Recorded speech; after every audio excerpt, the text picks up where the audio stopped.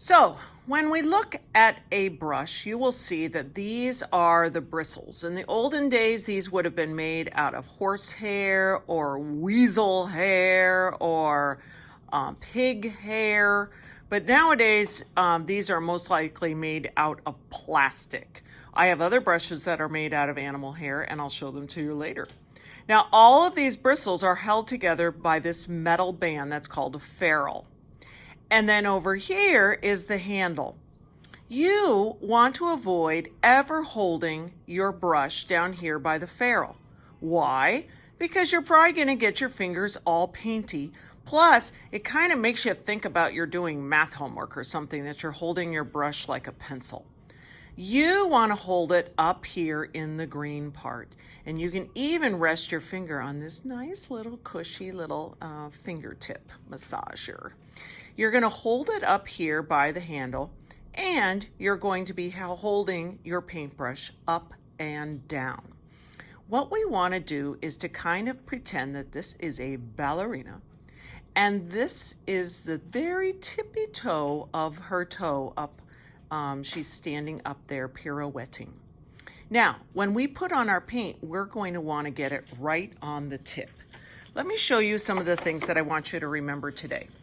First of all, when you dip into your paint, you are going to dip with your tippy toe, right just the tip of the ballerina. Then you're going to dance on the tip when you go around the paper. Next, if your paint starts to get dry, you're going to give your brush a sip. You're not going to take your ballerina and have her swirl down the toilet. You're not going to give her a bath. You're just going to dip the tippy toe into the water to give her just a little drink of water. She will thank you. And then the last thing is something that sometimes takes a long time to learn, is to know when to quit. If you have a nice thing going where you created all these beautiful little colors and we can see them, you want to stop and start to work on a different area. What you don't want to do is to start to blend with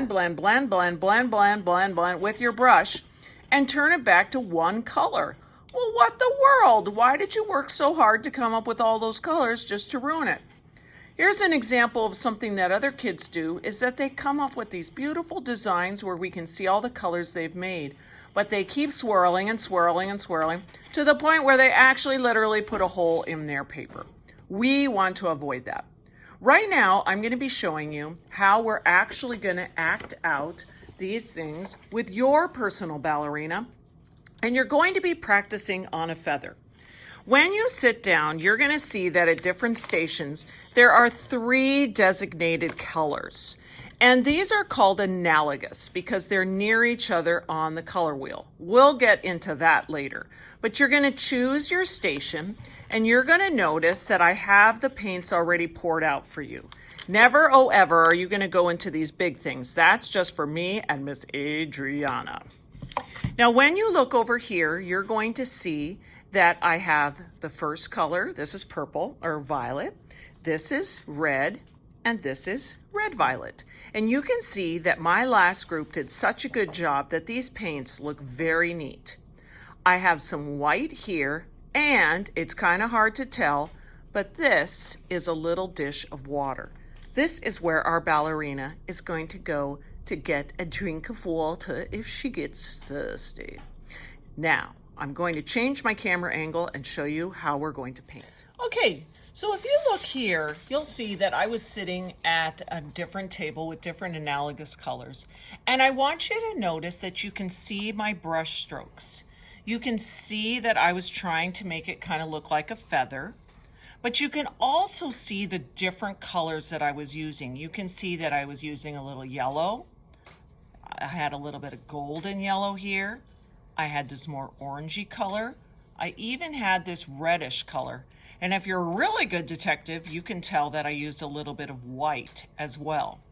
We want it to be that you can always see all the different colors. We don't ever want to blend it so much that you can't even tell what colors you were using. Now, back to our rules with our ballerina. The very first thing that remember that we're gonna do is we're gonna dip with our tippy toes. So here is the tip of my ballerina, and you're first gonna start with one color. So I'm gonna take it and I'm just going to dip it into here. Do you see how little paint I have on there? And now I'm gonna come and I'm going to start to paint. Now I'm just using bright light brush strokes and I'm going here. And already I notice that my paint looks a little bit dry. So look what I'm gonna do. I'm just gonna take my ballerina and just dip her ever so slightly into the water. I'm not stirring, I'm not swirling, I'm not tapping. I'm just ever so slightly dipping it into the water. And when I come back, you're gonna see that it's going to come on much nicer. Now, it could also be that I need to what we call load our brush. I need to put on some more paint. So I'm going to come back over here. I'm going to give her a little drink of water. I'm going to keep going like this. Now, right away, I'm starting to get a little bit intrigued by these different colors that I have here. So look what I'm going to do. I'm not going to rinse out my brush. Never, ever, ever are you using her drinking fountain as a bathtub. No! With this type of painting today, we're not going to rinse out our brush. We're going to take this same brush and I'm going to dip it into another color. Notice it's just on the tip. And I'm going to come over here and I'm going to see if I like how that color looks when it's mixing in with that red color. Now remember, I'm starting to think, my paint's getting a little dry. Where should I go? Yep, I'm just going to dip it in there. Do you see how my drinking fountain has hardly changed color?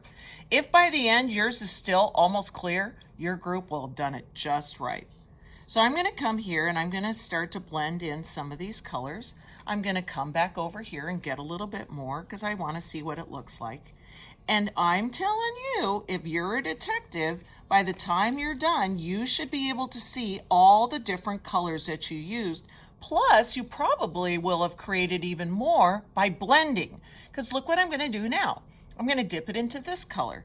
And if I come here, I'm just enjoying seeing what that looks like when this color blends in with the others. I could even dip, notice this, I'm just dipping it down and up into the white. We should hardly be able to tell you were ever there. And now I'm going to come here and I'm going to go, I kind of like that. Like maybe I would want to have a little bit of this purpley color now near the bottom of the feather. And I can come over here if I'm saying, I like that color. I can always come over here and do the same thing over here. If I want to make it a little more intense, I just dip back in and I'm going to brush some more. Now, notice that I am continuing to make sure that I can see my brush strokes. And if I want to, I could still go back over here, back into my red and do like this. And remember that Miss Adriana and I will be cutting out your feathers, so it's okay if you go outside of the lines. Now, I'm going to continue over here, but I wanted to show you that once you get on your initial color, you can always go and add some decorations on there. It doesn't need to be that it's all one color or just these brush strokes. For example, I could pick up some of this white and do like a little dotted line design on here. That's starting to not show up, so I can pick up a different color and just go like that. I could have it be that I try out my ballerina and do some swirly dancing on there for her.